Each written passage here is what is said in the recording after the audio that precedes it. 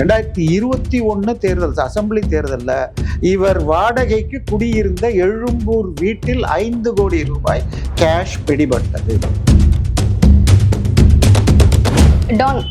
தமிழ்ல சொல்லுங்கம்மா. விடியல் திரைப்பட தயாரிப்பாளர். டான்னா விடியல். யாருங்க விடியல்? எல்லாருக்கும் தெரியும். கொஞ்ச நாள் முன்னாடி ஞாபகம் இருக்கா, 4 படம் தயாரிக்கிறார் ஒருத்தர்னு கைதாகி உள்ள போனார். ஜாஃபர் சாதிக். அவர் இதை வித்தாரு, பவுடர், மெத்து பவுடர். ஸோ மெத்து படத்தில் படம் எடுக்கிறாங்க இல்லை சாராயத்தை வச்சு எடுக்கிறாங்களா தெரியல. நான் இந்தியாவில் ஆண்களை கொலை செய்வதற்கு வந்தவர், பொட்டை அழிப்பதற்கு செய்த பயங்கரவாதிகளை அழிக்க ஆபரேஷன் சிந்தூர். சிந்தூர்னா பொட்டு, செந்தூர பொட்டுங்கிறாங்க. ஆனால் இவர்கள் இளம் விதவைகளை உருவாக்கும் கம்பெனிகளை நடத்துவது திமுக. ஒரு கடையில 7 லட்சம் ரூபான்னா 5000 கடைக்கு எவ்வளவு? 350 கோடி. அமைச்சர்கள் வெறும் டம்மி தான். ஆட்சியை நடத்துவது சூப்பர் முதலமைச்சர் என்னும் மாப்பிள்ளை சாரும் உதயநிதி சாருமாக 2 விதமான ஒயிட் காலர் கிரிமினல்ஸ் இருக்காங்க. ஒன்று வக்கீல்கள், 2வது ஆடிட்டர்கள். அவங்க போட்டு கொடுத்துட்டா தப்பிப்பாங்கன்றாங்க.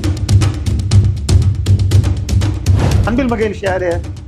அவர் தான் உதயநிதி ரசிகர் மன்றத்தின் தலைவர். அவர் அமைச்சருங்கிறது அப்புறம் விட்டுருங்க, அந்த வேலையை அவர் செய்ய மாட்டார். அவருடைய முதல் கவலை இதுதான்.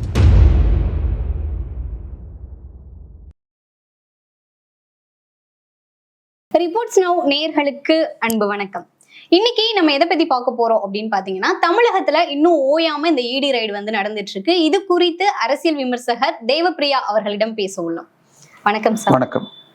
டான் பிக்சர்ஸ் தயாரிப்பாளர் ஆகாஷ் அவங்களோட வீட்டுல இடி ரைடு நடந்திருக்கு சார். யார் இந்த ஆகாஷ்? இவருடைய பின்னணி என்ன சார்? அதாவது இந்த இடி ரைடுக்கும் டாஸ்மாகுக்கும் ஆகாஷ் பாஸ்கருக்கும் சம்பந்தம் இருக்கான்னு எனக்கு நிச்சயமா புரியல. ஏன்னா 2 பேர் முக்கியம், 3-4 பேருக்கு பண்றாங்க. ஒரு பக்கம் டாஸ்மாகுள்ள ஒர்க் பண்ற எம்டி விசாகன், ஜிஎம் சங்கீதா, இன்னொரு டிஜிஎம் 3 பேர் வீட்டில் பண்ணாங்க. அது தவிர சில தொழிலதிபர்கள். இது எல்லாத்த விட அதிகம் பேசப்படுவது ஆகாஷ் பாஸ்கர் மற்றும் ரித்தீஷ் என்பவர் வீட்டில். அவர் துபாய்க்கு தப்பிச்சு ஓடிட்டார் அப்படிங்கப்படி. இந்த இவருடைய ஜிஎம் எம்டி விசாகனுடைய வீட்டில் போய் ரெய்டு செய்த பொழுது அவர் வீட்டு வாசல்ல சில வாட்ஸ்அப் ஸ்கிரீன்ஷாட்ஸ் இருந்ததுன்றாங்க. அதுல நீங்கள் டெண்டர் நடத்தினால் திமுகவினருக்கு பாதிப்பு வரும், அதுக்கப்புறம் இந்தந்த பிராண்ட், என்ரிகா பிராண்டுகளை வாங்குங்கள் அப்படின்னு சொல்ல, அவருக்கு பதிலாக தம்பின்னு அட்ரஸ் பண்ணி இவரும் போட்டிருக்கார். அந்த தம்பி ரித்தீஷை தான் குறிக்கும் எனப்படுகிறது. அவர் வீட்டுக்கு போனால் காலையில் இருந்தாராம், வந்துருவார்னு தெரிஞ்சு பூட்டாத வீட்டை விட்டுட்டு போயிட்டாராம். அவரை ஒரு தொழிலதிபர், ரியல் எஸ்டேட்ல இருக்கிற ஒரு தொழிலதிபர் காப்பாற்றி கொண்டு துபாய் கூட்டி கொண்டு அங்கிருந்து லண்டன் சென்றுள்ளதாக செய்திகள் வருது. இப்போ ஆகாஷ் பாஸ்கர் இவர் இன்னைக்கு தான் பேர் வரலமா. இவருடைய பேர் 2021 தேர்தலே வந்தது. இவர் சேலத்தை சேர்ந்தவர். தம்மம்பட்டியில பிஆர்ஆர் ஜுவல்லரிஸ்ங்கிற ஒரு சின்ன கடை. நான் சேலத்துல 90களில் இருந்தப்போ அந்த கடை பேர் கூட கேள்விப்பட்டதில்லை. ஸோ அந்த அவருடைய தகப்பனார்கிட்ட நான் சினிமா தொழிலில் போகணுன்ற ஆசையில வந்தாராம்.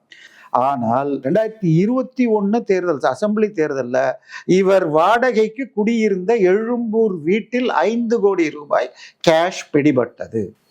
எப்படிங்க வரும்?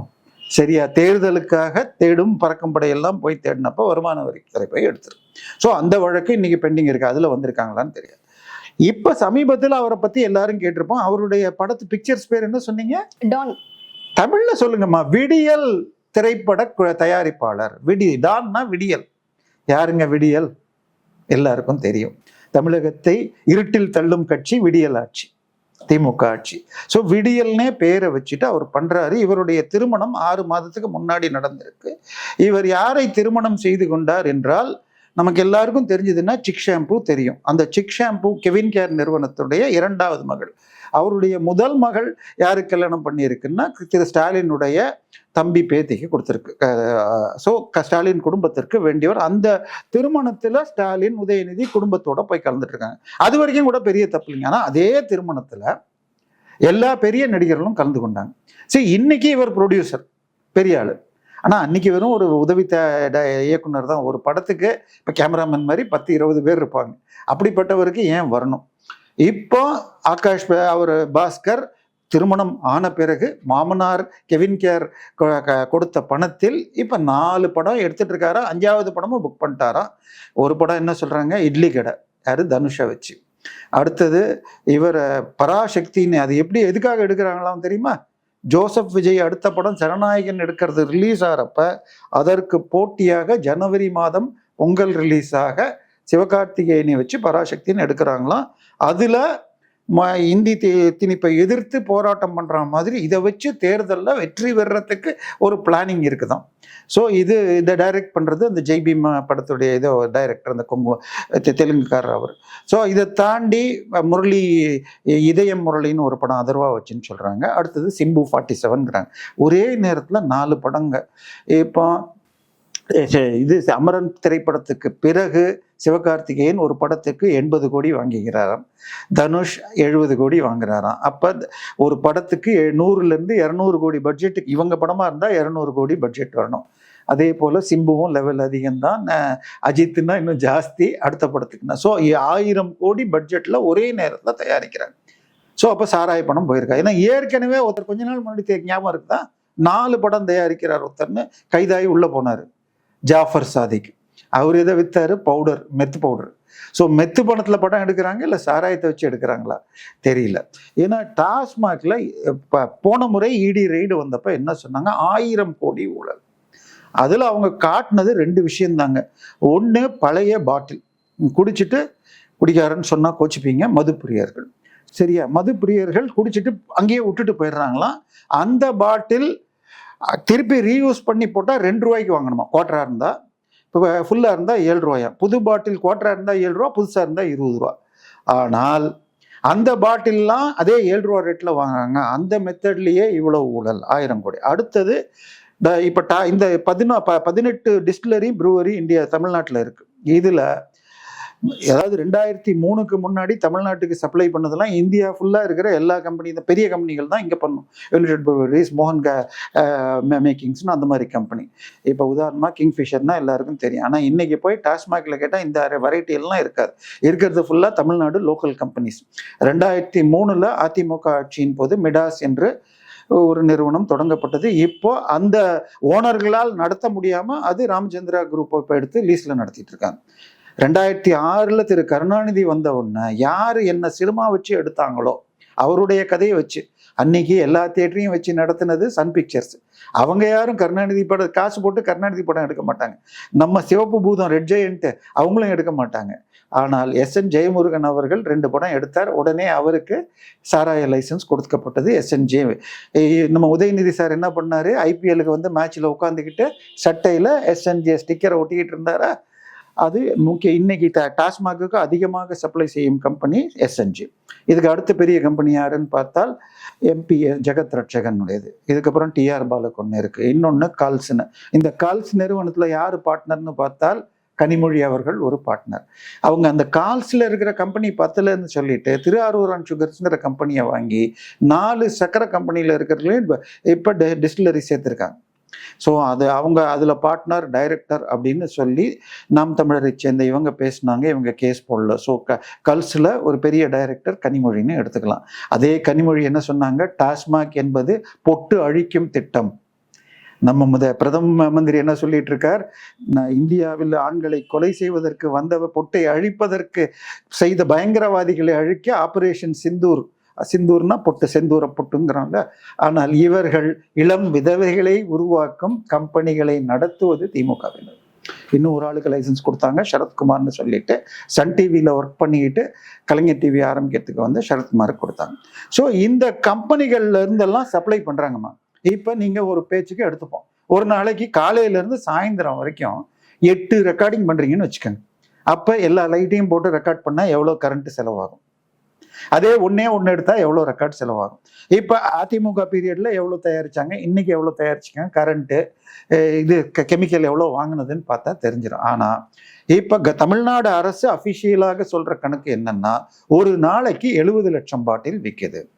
ஆனால் தமிழ்நாட்டில் குடிபோதையில் சிக்கியவர்கள், கம்பல்சிவ் ட்ரிங்கர்ஸுங்கிறது ரஃப்லி 1.25 கோடியிலிருந்து 1 கோடியே 30 லட்சம் பேர். அவங்களுக்கு பாட்டில் இல்லைன்னா கை ஆட ஆரம்பிச்சிடும், சாயந்தரம் குடிச்சே ஆகணும். இது தவிர அக்கேஷனல் ட்ரிங்கர்ஸ், வாரத்துக்கு 2 நாள் 3 நாள் ஃப்ரெண்ட்ஸை பார்த்தா குடிக்கிறது. ஸோ 1.5 கோடி பாட்டில் விற்குதான். அப்போ 70 லட்சம் தான் கணக்கில் வருதான். மீதி யாருடைய பாக்கெட்டுக்கோ போகுது.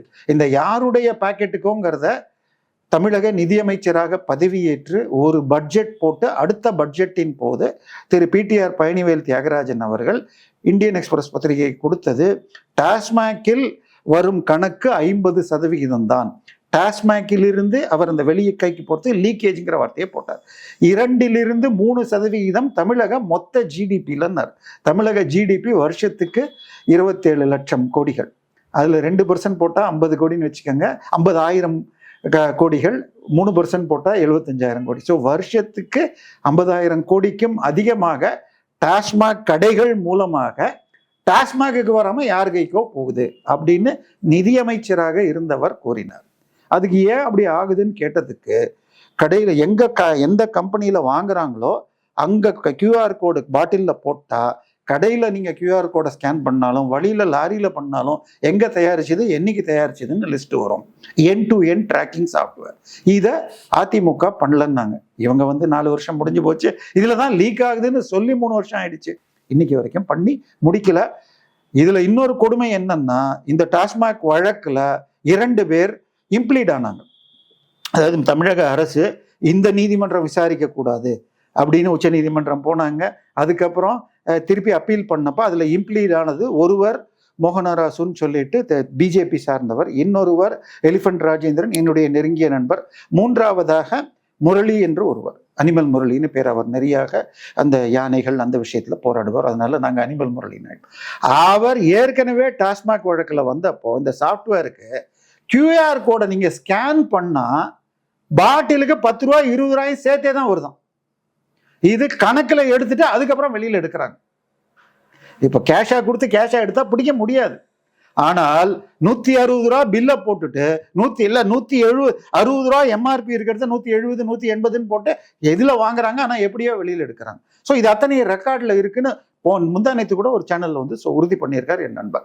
ஸோ இது முழுக்க ஒரு பாட்டிலுக்கு 10 இருந்து 30 ரூபா அப்படின்னு இடியுடைய இசிஐஆர்ல சொல்லியிருக்காங்க. அது வழியாக ஒரு பாட்டிலுக்கு 1.5 கோடி, 1 கோடி பாட்டில் ஒரு நாளைக்கு வச்சுக்கிட்டா மாசத்துக்கு 30 கோடி, வருஷத்துக்கு 350 கோடி, 4 வருஷத்துக்கு அதே ஜாஸ்தி. இதை விட பழைய பாட்டில் குடிச்சிட்டு, குடிகாரர்கள் சொல்லுமா மதுப்பிரியர்கள் ஏதோ ஒன்று வேணா வச்சுக்கோங்க, அவங்க குடிச்சிட்டு விட்டுட்டு போற பாட்டில் பார்ல, அந்த பாட்டிலை எடுத்து வித்து வருஷத்துக்கு 2,500 கோடி டாஸ்மாக் சம்பாதித்ததாக 2019 தினத்தந்தியுடைய டிடி நெக்ஸ்ட் பத்திரிகை சொல்லுது. இப்ப அவ்வளோ இல்லை, எங்க போச்சு? அப்ப ஒரு நாளைக்கு 50 லட்சம் பாட்டில், இப்ப 1 கோடி பாட்டில். ஆனா இப்ப அந்த கணக்கு குறைஞ்சு போயிருக்கு. ஸோ இதுல பிளஸ் லாரி, அந்த இதுல இருந்து கம்பெனியில இருந்து 38 குடோன் இருக்கு, இது 48 குடோன் இருக்கு, 39 டிஸ்ட்ரிக்ட் 48. அந்த குடோன் வரைக்கும் சப்ளை பண்ண வேண்டியது கடைக்கார கம்பெனி. அந்த குடோன்ல இருந்து ஒரு 4,800 கடைகளுக்கு 1,200 மகிழ் மன்றங்களுக்கு, அதுக்கப்புறம் இது எலைட் ஷாப்னு இருக்கு. ஸோ இதுக்கு எல்லாத்துக்கும் கொடுக்கறதுக்கு டெண்டர். இந்த லாரி கம்பெனி ஒரு ஊருக்கு ஒரு லாரி கம்பெனி வச்சுப்பாங்க. இப்போ மதுரையில் இருக்கிறதா மதுரை கம்பெனிக்காரன் கொடுப்பான், மெட்ராஸில் இவங்க என்ன பண்ணிட்டாங்க, தமிழ்நாடு ஃபுல்லாக ஒரே கம்பெனி தான் கொடுக்கணும். யாருக்கு போயிருக்கு? கரூர் கம்பெனி. ஏன்னா எவ்வளோ பில்லு போட்டிருக்கு, எவ்வளோ பில்லு போடல, எவ்வளோ கேஷாக வாங்கணுங்கிற கண்ட்ரோலை வச்சுக்கணும்னு வச்சிருக்காங்க. அந்த கான்ட்ராக்ட், அந்த டெண்டர் போட்டவங்ககிட்ட நீங்க போய் பேங்க்ல அக்கௌண்ட் ஓப்பன் பண்ணு, பேங்க் அக்கௌண்ட் விட்டுருங்க, ஒரு சிம் கார்டு வாங்கணும்னா கூட உங்க ஆதார் கார்டு கொடுத்தா தான் கொடுப்பாங்க. அவங்க கிட்ட இருந்து டெண்டர்ல இது கூட வாங்கலன்றாங்க, பேன் ஆதார் நம்பர் கூட வாங்கல. இதெல்லாம் இடி கண்டுபிடிச்சு எழுதியிருக்காங்க. ஆனால் இது எல்லாம் பண்ணா கூட 1000 கோடி தான் வந்திருக்கு. நம்ம கணக்கு ஒரு வருஷத்துக்கு 70,000 கோடிக்கு மேல போகும். ஸோ இதை இப்ப கண்டுபிடிக்கிறதுக்கு தான் விசாகனுடைய இதுல என்ன இருக்கு, என்ரிகோ பிராண்டு வாங்குங்க அப்படின்னு அந்த சார் சொல்லியிருக்காரு. ஸோ இப்போ அந்த சார் ரிதீஷன் ஆகுது, பாஸ்கர் வருது. ஸோ இதுக்கு நடுவில் பாஜக சார்பாக அந்த மோகன்தாஸ் என்பவரோ இன்னும் வேற ஒரு வக்கீல் ஒருவரும் இந்த வழக்கை சிபிஐக்கு கொண்டு போகணும் அப்படின்னு வழக்கு போட்டிருக்காங்க. இது இப்போ விடுமுறை காலம்ங்கிறதுனால விடுமுறை பெஞ்சில் இருக்கிறது ஜிஆர் சுவாமிநாதன் அவர்கள். இப்போ இருக்கிற ஹைகோர்ட்ல திரு எஸ்எம் சுப்பிரமணியம், திரு வேலுச்சாமி, இவர் அதுக்கு பேர் என்ன, நம்ம ஆனந்த் வெங்கடேஷ், ஜிஆர் சுவாமிநாதன்லாம் மிக மிக வழக்கின் தன்மை எறிந்து நேர்மையாக தீர்ப்பு. அதெல்லாம் நமக்கு சரிப்பட்டு வராது இல்லை, அதனால அவர்கிட்ட வரக்கூடாதுன்னு 4 வாரம் டைம் கொடுங்கன்னாரு. அவர் தெளிவாக சொல்லிட்டார், இது 21ஆம் தேதி அடுத்த வாரம் வரும், அவரே இருக்கிறப்ப தீர்ப்பையும் கொடுத்துருவேன்னு சொல்லியிருக்கார். எனவே இது சிபிஐக்கு போகணும். ஏன்னா இடி என்பது மணி லாண்டரிங் மாத்திரம்தான் பண்ண முடியும், மீதி விஷயங்கள் வராது. இதை தாண்டி இன்னொரு வேலை நடக்குது. அது என்னன்னு சொன்னால், ஏற்கனவே எஃப்ஐஆர் இருந்தால் மட்டுமே தான் இடி உள்ள வர முடியும். சிபிஐயோ இடியோ எஃப்ஐஆர் போட முடியாது. ஏற்கனவே கேஸ் இருந்து அந்த கேஸ் நம்ம ஊர் போலீஸ் பத்தாது அப்படின்னா மாநில அரசு சிபிஐயை கூப்பிடணும், இல்லை கோர்ட்டு சொல்லணும். இடியை பொறுத்த வரைக்கும் இந்த எஃப்ஐஆர் இருக்கு, இதுல 86 வெவ்வேறு பிரிவில் இருக்கிற ஷெட்யூல்டு அஃபென்ஸ் அப்படிங்கிற ப்ரெடிகேட் அஃபென்ஸ் இருந்தால் வரலாம். ஆனால் அந்த அஃபென்ஸை க்ளோஸ் பண்ணிட்டா அவங்க வர முடியாது. இப்போ அந்த எஃப்ஐஆர் எல்லாம் க்ளோஸ் பண்ணிட்டு இருக்காங்க அப்படின்னு தான் இந்த சிபிஐ போகிற கேஸில் சொல்லியிருக்காங்க. ஸோ நீதிபதி என்ன கேட்டிருக்காருன்னா, மார்ச் மாதம் ரெய்டு வந்ததுக்கப்புறம் முன்னாடி இருந்த 43 எஃப்ஐஆர் நிலைமை என்ன, எத்தனை க்ளோஸ் பண்ணியிருக்கீங்க அப்படின்னு கேட்டிருக்காரு. ஒரே ஒரு எஃப்ஐஆர் சொன்னால் புரிஞ்சிடும். விழுப்புரத்தில் ஜானகிபுரங்கிற ஒரு இடத்துல இந்த ஆட்சி வந்த பிறகு அக்டோபர் மாதம் நினைக்கிறேன், அக்டோபர் 2021, அந்த ஒரு கடையில் ரெய்டுக்கு போனால் 47,500 ரூபாய் கேஷ் கணக்கில் இல்லாமல், அது தவிர சரக்கு பாட்டில்கள் 7 லட்சம் ரூபாய் ஒர்த்து, அது டாஸ்மாக் பில் கோடவுன்லேருந்து பில் இல்லாமல் வந்திருக்கு. ஒரு கடையில் 7 லட்சம் ரூபான்னா 5000 கடைக்கு எவ்வளோ? 350 கோடி. அப்போ ஒரு நாளைக்கு 350 கோடினா ஒரு வருஷத்துக்கு 350ஆல பெருக்கிக்கங்க, எங்கேயோ போகுது. ஸோ இந்த ஒரு கடையே சாட்சி, குர்பானை சொத்துங்க. இப்போ இந்த மாதிரி எஃப்ஐஆர் இருந்தால் தானே ஒருவன் க்ளோஸ் பண்ணுறேன்றாங்க. ஸோ மிக தெளிவாக இந்த அரசு கொக்கியை பிடிச்சாச்சு. ஸோ இதுக்காகத்தான் இந்த வழக்கை முடிக்கணும் அப்படின்னு இடி வர்றதுக்கு உரிமை இல்லைன்னு வழக்கு போட்டாங்க. இப்ப நடந்த இந்த இடி ரைட் பாத்தீங்கன்னா உதயநிதியை குறிவைத்து அப்படின்னு சொல்லப்படுது சார். அதான் சார், இப்ப என்ன பிரச்சனைன்னா, இப்போ முதல்ல ரெய்டு மார்ச் மாசம் நடந்தப்பவே இவங்க என்ன பண்ணாங்கன்னா, 2 நாளைக்கு டாஸ்மாக் ஆஃபீஸ்ல நடந்துச்சு. 3 அதிகாரிகள், MD Visakan, GM Sangeetha, DGM Sakthi Murugan ஒருத்தர், இவங்க 3 பேரையும் 100 கேள்விகள் கேட்டு அஃபிடவிட் கையெழுத்து வாங்கியிருக்காங்க. அவங்களுடைய ஆளுக்கு 2 போன்கள் பேக்கப் பண்ணி எடுத்துட்டு போயிருக்காங்க. அவர்களுடைய ஜிமெயில் ஐடி, எம்டி மாத்திரம், விசாகன் மாத்திரம் 4 ஜிமெயில் ஐடி, ஜிஎம் சங்கீதா 3, அவரும் 3, அது தவிர 2 ஐபேடு, 2 இது லேப்டாப்பு, 4 கம்ப்யூட்டர், இது அத்தனையும் பேக்கப் பண்ணி எடுத்துட்டு போயிருக்காங்க. இவற்றை ஆதாரமாக இணைக்க கூடாது அப்படிங்கிறதான் தமிழ்நாடு அரசுடைய கேஸ். அதனாலதான் எனக்கே தெரியும், இந்து பேப்பர்ல இது அத்தனையும் வந்தது. ஏன்னா இல்லாட்டி எனக்கு அது தெரியாது. இதை இவ்வளவையும் எடுத்துட்டு போயிருக்காங்க, இதெல்லாம் ஆதாரமாக சேர்க்கக்கூடாது. இப்ப அந்த ஆதாரத்துல அவங்க கிடைச்சாங்களா, இல்ல விசாகன் வீட்டுல தான் பார்த்தோம், யார்கிட்ட வாங்கணும், எவ்வளவு வாங்கணும், எங்க போகணும், இப்படி ஆர்டர் கொடுக்கலன்னா திமுகவுக்கு நஷ்டம் அப்படின்னு அந்த தம்பி சார் அனுப்பிச்சிருக்காரு. ஸோ தம்பி சார் திரு உதயநிதியுடைய மிகவும் நெருக்கமானவர். அவர் இந்த ஆட்சியில் அந்தந்த டிபார்ட்மெண்ட்டுக்கு சொல்வதற்கு அவரை பயன்படுத்தி கொள்கிறார் என்று சொல்லப்படுகிறது. அடுத்தது ஆகாஷ் பாஸ்கரன். அவர் யாருன்னு சொன்னால், திரு அன்பில் மகேஷுடைய சகலை என்று சொல்லக்கூடிய ஒரு நெருக்கமான உறவினர் வாலாடி கார்த்திக் என்பவர், அவருடைய நெருங்கிய உறவினர். ஏன்னா இப்ப இந்த கல்யாணத்துக்கு அப்புறம் அவர் நேரடியா முதல் குடும்பத்துல வந்துட்டார். ஆனால் 2001 அவர் வீட்டுல 5 கோடி பிடிச்சோன்னா, ஏனால் அவர் அன்பில் மகேஷ் யாரு? அவர் தான் உதயநிதி ரசிகர் மன்றத்தின் தலைவர். அவர் அமைச்சருங்கிறது அப்புறம் விட்டுருங்க, அந்த வேலையை அவர் செய்ய மாட்டார். அவருடைய முதல் கவலை இதுதான். ஸோ அதனால ஏன்னா பார்த்தீங்கன்னா, ஸ்கூல் துறை அமைச்சர்னா ஸ்கூல்ல 5 லட்சம் பேர் டிஎன்பிஎஸ்சியில் தமிழில் ஃபெயில் ஆனாங்க. தமிழில் 57,000 பேர் ஃபெயில் ஆனாங்க. ஸ்கூலுக்கு கரண்ட் பில்லு கட்டாமல் கரண்ட் கட் ஆகிடுங்கிற நிலைமையில பல ஸ்கூல் இருக்குது. உங்கள் ஊர்கிட்ட தான் படித்தேன், திண்டுக்கல் பக்கத்தில். அதுக்கப்புறம் வைஃபை 4000 ஸ்கூலில் கட் ஆகிடும், அவங்க பிஎஸ்என்எல் கட்டலன்னு பேப்பரில் வந்துச்சு. ஸோ ஸ்கூலை பற்றிலாம் அவர் கவலைப்பட மாட்டார். அவருடைய கவலையெல்லாம் உதயநிதி ரசிகர் மன்றம், உதயநிதிக்கு எந்தெந்த இடத்தில் எவ்வளவு வசூலாகணுங்கிறத பார்த்துக்கிறது. ஸோ இதுதான். ஏன்னா இப்போ சமீபத்தில் அவர் பேர் என்ன நம்ம சொல்றது, துரைமுருகன் சார்கிட்ட இருந்து கனிம வளத்துறை எடுக்கப்பட்டு ரகுபதி சார்கிட்ட கொடுத்தாங்க. அப்போ மணல் கடத்தல் என்று சொன்னாலே கடந்த 10 வருடமாக அந்த துறை அதிமுக இருந்தாலும் திமுக இருந்தாலும் கருப்பையா, அப்புறம் இன்னும் 2-3 பேர் ரொம்ப ஃபேமஸ், இவங்க எல்லாமே புதுக்கோட்டைக்காரங்க. ஆனால் கடந்த 1 வருடமாக அவர்களுக்கு கொடுக்கப்படலை. அவங்க நம்பூர்காரர் வந்துட்டாருன்னு ஒரு தெரிந்த நண்பர் மூலமா கேட்டா அவர் சொல்லிட்டாராம், என்னை முதலமைச்சர் அலுவலகத்திலிருந்து கூப்பிட்டு சூப்பர் முதலமைச்சர் சார்பாக நாங்கள் சொல்லும் அந்த கான்ட்ராக்டரை தவிர வேறு யாருக்கும் கொடுக்க கூடாதுன்ட்டாங்க, நீங்க யாரும் என் பக்கத்துல வராதிங்கன்னு சொல்லிட்டாராம். எனவே இன்னைக்கு ஆட்சி நடப்பது அமைச்சர்கள் வெறும் டம்மி தான். ஆட்சியை நடத்துவது சூப்பர் முதலமைச்சர் என்னும் மாப்பிள்ளை சாரும் உதயநிதி சாருமாகத்தான். இடில இருந்து உதயநிதி தப்புவா நினைக்கிறீங்களா? சார், உதயநிதியை பிடிக்கணும்னா ரொம்பலாம் கஷ்டம் இல்லைம்மா. உதயநிதி அவர்கள் இந்த ரெட் ஜெயண்ட் என்னும் சிவப்பரக்கன் கம்பெனியை ஆரம்பிச்சதே 2008 தான். 2006 எண்டு 2007 இன்றைக்கு திரு ஸ்டாலின் அவர்கள் குடியிருக்கும் சித்தரஞ்சன் சாலை வீடு வாங்கப்பட்டது ஸ்னோ ஹவுசிங் பிரைவேட் லிமிடெட் என்ற கம்பெனி. அதுக்கு 11 கோடி ரூபாய் கேஷாக உதயநிதி கடன் கொடுத்திருக்கிறார். அவங்க அப்பா அம்மா 2 பேர் சேர்த்து மொத்த சொத்து வருமானம் சேர்த்தே 2.3 கோடி தான். அந்த நான் சொல்றது அவருடைய அஃபிடவிட் படி. இவர் எப்படிங்க 11 கோடி கொடுத்தாரு? அவர் அதுக்கு முன்னாடி பெரிய நடிகனும் கிடையாது, சினிமா சார். நம்ம பிஜேபி டெல்லி ஐடி டிபார்ட்மெண்ட்டுகள் ரொம்ப ஸ்லோவா போறாங்க. இல்ல இவர்கள், அதாவது நான் அந்த துறையில இருந்ததுனால, மேனேஜ்மெண்ட் கன்சல்டன்டாக இருந்ததுனால எங்கிட்ட கஸ்டம்ஸ்ல இருக்கவங்க எல்லாம் சொல்லுவாங்க, 2 விதமான ஒயிட் காலர் கிரிமினல்ஸ் இருக்காங்க. ஒன்று வக்கீல்கள், 2வது ஆடிட்டர்கள். அவங்க போட்டு கொடுத்துட்டா தப்பிப்பாங்கன்றாங்க. இப்ப எந்த வேலையிலும் இல்லாம தொழிலுமே செய்யாம 11 கோடி ரூபாய் கடன் கொடுத்த இது 2021 உதயநிதி அஃபிடவிட்ல இருக்கு. நான் ஸ்னோ ஹவுசிங் பிரைவேட் லிமிடெடுக்கு 2007 11 கோடி ரூபாய் கடன் கொடுத்துள்ளேன்னு இருக்கு. அன்னைக்கு 2007 உங்களுக்கு எப்படி வருமானம்னு யாரும் கேட்கல. 2011 எலெக்ஷனுக்கு முன்னாடி அவர் 3-4 ஹம்மர் கார்களை வாங்கினதுல ரெய்டு நடத்தி மாடியில திமுகக்கும் காங்கிரஸுக்கும் பேச்சுவார்த்தை, கீழே சிபிஐ ரெய்டு நடத்தி 63 சீட்டை வாங்கிக்கிட்டாங்க.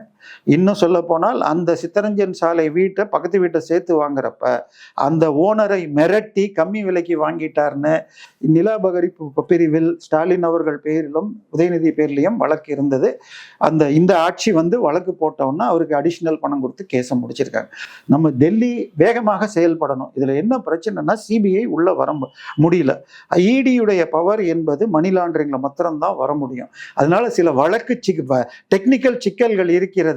ஆனால் டாஸ்மாகில் வந்த பிறகு இனிமேல் தப்பிப்பதற்கு வழி இல்லை. ஏற்கனவே டாஸ்மாகில் 2-3 சீஃப் மினிஸ்டர்கள் வீட்டுக்கு போயிட்டாங்க. பக்கத்தில் இருக்கிற தெலுங்கானா சீஃப் மினிஸ்டருடைய மகள் கவிதா உள்ள இருந்தாங்க, அவங்க தோத்துட்டாங்க. டெல்லியில ஆம் ஆத்மி தோத்தாங்க. ஜார்க்கண்ட்ல இன்னும் அந்த வழக்கு நடந்துட்டு இருக்கு. அவங்க எல்லாம் யாரோ ஒரு கம்பெனியில வாங்கி அதுல தான் பேக்கெட் பண்ணாங்க. இங்க தயாரிப்பு முதல் டிஸ்ட்ரிபியூஷன் வரை சர்வமும் விடியல். எனவே சிக்குவதற்கு வாய்ப்பு அதிகம். ஓகே சார், இவ்வளவு நேரம் கேட்ட கொஸ்டின்க்குலாம் ரொம்ப தெளிவா பதில் சொன்னீங்க. நன்றி சார்.